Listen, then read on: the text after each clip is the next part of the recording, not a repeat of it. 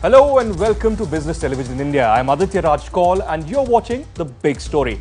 With the official announcement on Monday, India's Ministry of External Affairs has confirmed that Prime Minister Narendra Modi in his second term would be in fact visiting Maldives and Sri Lanka as his first foreign visit destinations on June 8th and 9th. The announcement clearly reflects New Delhi's emphasis on neighborhood first policy and the Sagar doctrine of maritime. Immediately after taking office in his first term, Prime Minister Modi had chosen Bhutan as his very first destination to travel abroad.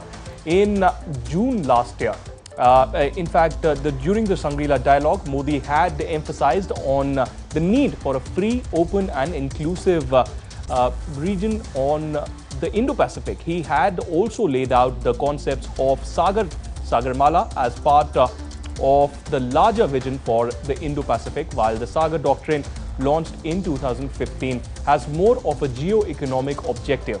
India intends to play in the entire region as a facilitator for the countries in the Indian Ocean region as well, which will ensure stability as well as growth. And Sagarmala is about developing India's own infrastructure along the coast. On the other hand, a visit of Sri Lanka after the recent suicide terror attacks will send out a strong message of India standing with Colombo and a message against global terror as well as other aspects that would be discussed during the visit. The big question that we are asking this evening is Prime Minister Modi's visit to Malé as first foreign visit destination a move to regain the influence after the fall of Yamin, and is the Maldives visit also a subtle hint and a message to China, which had aggressively in fact created inroads to investment in infrastructure? And will Prime Minister Narendra Modi's visit to Colombo after the terror attacks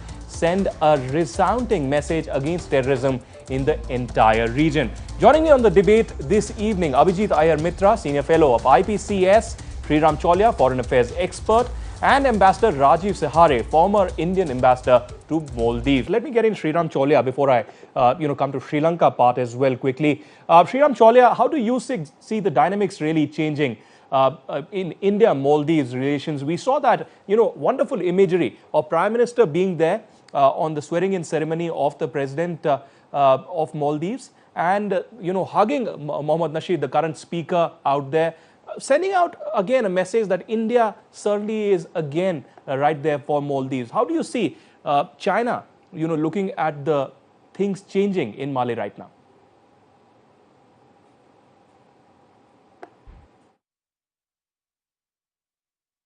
Assistance package recently, a few months ago, to the new government in Maldives is significant. It's not peanuts. And I think, given the fact that the Maldives is in half to China, apparently of in excess of 3 billion, we will actually be the key lifeline for this new democratic regime to be able to sustain itself. And I think it's very important for Prime Minister to be there. And I don't think it's symbolic at all. I think it's much more than that. The fact is that we are going to be helping with, everything from social housing, which is a major necessity, as well as, the climate change mitigation strategies. They may need a sea wall to avert, rising sea levels and possibly inundation. And most importantly, unemployment, youth unemployment, these kind of things had been behind the downfall of Yamin in the election. So we need to, in a way, provide a kind of a security net. That is what Sagar is. So security and the growth. And security, I will emphasize, Aditya, because Maldives is a Muslim majority nation and it has ethnic linkages with Sri Lanka.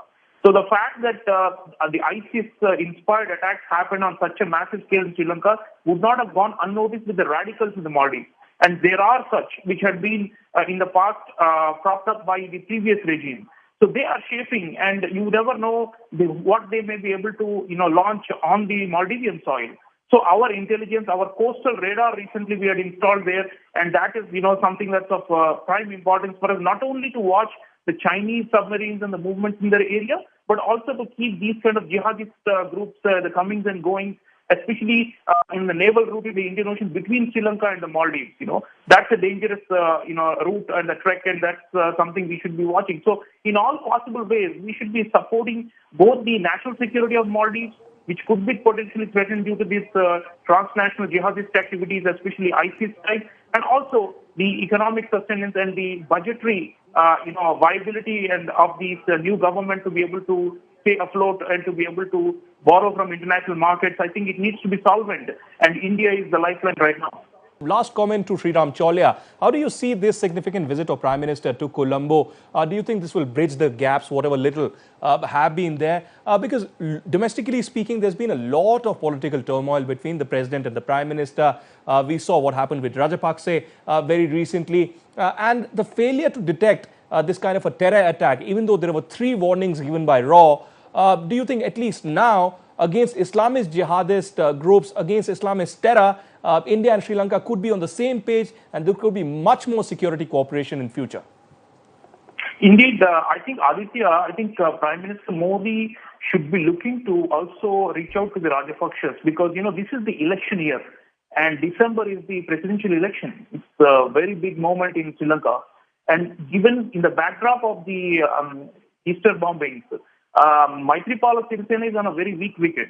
And what is going to happen is very likely either Gotabaya Rajapaksa or somebody who is chosen by the Rajapaksa is likely to come in as a hardline defender of national security against Islamic extremism and win the election. So we should be building bridges with all parties. The 2015 coalition of Ranil Wickremesinghe and Maithripala is looking weak, and I don't think it will be able to garner the votes and the confidence of the general public. So in this situation, yes, we have to look at, security cooperation by also engaging with all the major political forces because we don't want a situation like Yamin or Rajapaksa 2.0, which will again, go against our interests because it's quite likely that he is now the dominant force and will come back to power either directly or indirectly. So in this situation, it's very important for us to, I think, do a multi-vectoral approach to all the prominent forces.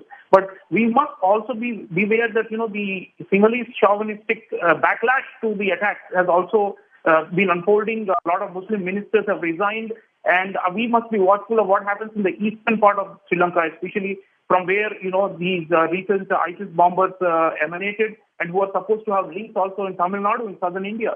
So we should snap all these links. We should be, doubling down on intelligence cooperation. But as Abhijit is saying, we should, of course, also tell them that, look, we are giving you actionable stuff and you better get your act together because otherwise the Sirisena's career is doomed. And we wouldn't want a kind of a return to authoritarianism, but at the same time, we should be prepared, pragmatically speaking, for a Rajapaksa type of strongman to come back. And that means that we have to play our cards more delicately. Right now, there are riots happening on the street, protests, Buddhist monks going on hunger strikes, saying that all the Muslim ministers are traitors and terrorists. So it's a very divided society, and India should be the model in many ways for them to resolve these inter-ethnic and religious differences. And we should be promoting moderate forces.